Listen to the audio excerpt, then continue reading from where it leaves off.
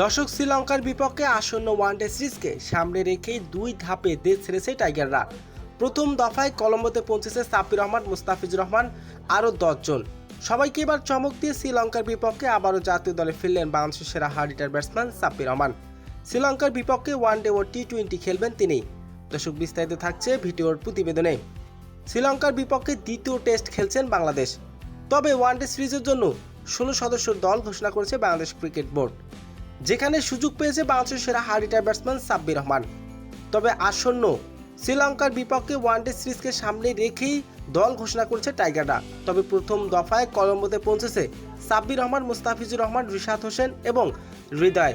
তবে নতুন করে একাদশের সুযোগ পেয়েছেন শামীম পাটোয়ারি। তবে দীর্ঘদিন পর আবারও আন্তর্জাতিক ক্রিকেটে ফিরেছেন সাব্বির রহমান। সাব্বির রহমানের পারফরমেন্সে তাকে আবারও জাতীয় দলের সুযোগ করে দিয়েছে। বিপিএলে ব্যাট হাতে টান্ডব দেখিয়েছেন তিনি। ফ্র্যাঞ্চাইজি লিগেও তার কদর কিন্তু কমেনি। তাই তো সাব্বির রহমানের প্রতি আস্থা রেখে বাংলাদেশ ক্রিকেট বোর্ডের নতুন সভাপতি বুলবুল আহমেদের চাওয়ায় আবারও আন্তর্জাতিক ক্রিকেটে ফিরলেন বাংলাদেশের সেরা hard hitter batsman Sabbir Rahman. আর শ্রীলঙ্কার বিপক্ষে ওয়ানডে ও টি-20 খেলবেন তিনি। আর ইতিমধ্যে শ্রীলঙ্কায় অবস্থান করছেন সাব্বির রহমান।